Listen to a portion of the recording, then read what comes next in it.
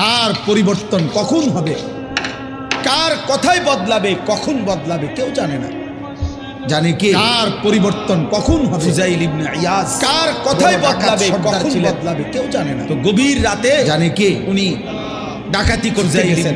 রাত্রিবেলা বড় গভীর সর্দার ছিলেন, এক বাড়িতে ডাকাতি রাতে দরজার সামনে গিয়ে যখন ডাকাতি করতে গেছেন, তখন রাত্রিবেলা যখন গভীর ছিল বাড়িওয়ালা ডাকাতি সময় আল্লাহর দরজার সামনে গিয়ে উনি দরজায় দাঁড়াইয়া শুনতেছে, তখন বাড়িওয়ালা ভিতর থেকে শুনতেছিল আল্লাহর কোরআন। বাড়িওয়ালা ওই সময় আল্লাহর কোরআন পড়তেছে, উনি দরজায় দাঁড়াইয়া শুনতেছে যে বাড়িওয়ালা ভিতর থেকে আল্লাহর কোরআন পড়তেছে। এক আয়াত আমরা পড়ে যাচ্ছি, দাদিনা আমানু। উনি পিছন দিকে ফিরে এসে আর চিৎকার করে দুই হাত তুলে বলছে, এই এক আয়াত আয় মাওলা, সময় হলো, হয়েছে সময়। পিছন দিকে ফিরে এসে এই নাফরমানির জিন্দেগি করব না, দিলাম ছাই। আয় রব, তখন তিনি আয় মাওলা, ওই সময় হলো, হয়েছে সময়, আমি আর এই নাফরমানির জিন্দেগি করব না, দিলাম চাই আজকে। তখন তিনি ওই সময় রাত্রে তো আল্লাহর কাছে তওবা করে চোখের পানি ফেলতে সরাসরি হিজরত করে আল্লাহর মক্কায় চলে আসছে, গুনাহ ছেড়ে দিবে। বাকি হায়াত তখন তওবা করে উনি সরাসরি হিজরত করে সেই উনি হইছেন মক্কায় চলে আসছে,